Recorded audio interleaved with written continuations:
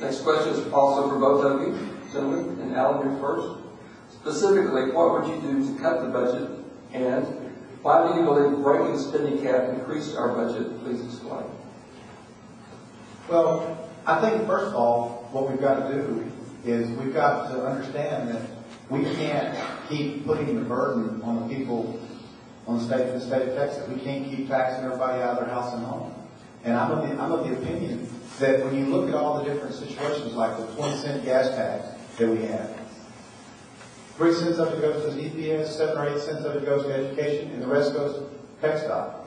Those kind of things need to be allocated specifically to what they're there for. That 20 cents was there originally for TxDOT. And we're in a situation right now where all we can do is repair our bridges and do maintenance on our roads.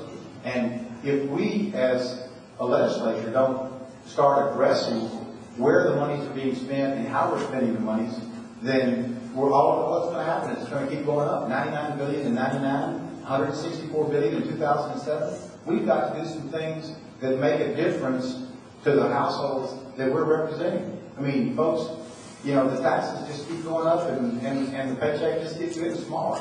And all I know is if I got to Austin, I'd sit there, I'd work with people to try to see if we couldn't figure out a way to use the money and the surplus that we already have for the people of our districts and of our state. The two biggest chunks of the budget, far and away, are health and human services and public ed. So if you want to cut real money, that's where you got to do it. Health and human services is the biggest one. That's the Pac-Man that is gobbling up all state budgets around the country. It's a federal entitlement program, a lot of it.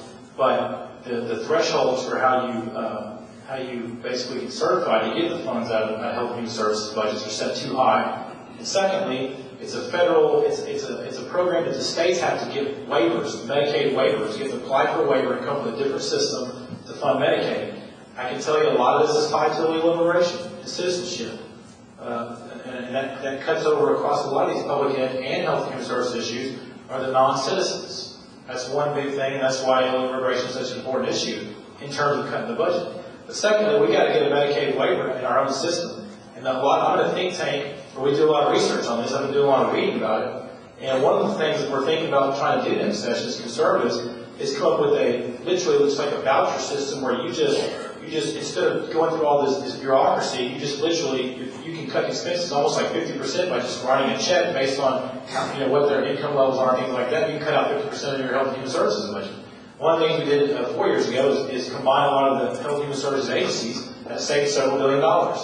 We need to do more of that. We need to have more frequent verifications on children's health insurance and Medicaid. Not every year. Let's do it every 6 months or every 3 months. That cuts a lot of people off the rolls. And on public ed, we need to drive money out of administration into the classroom.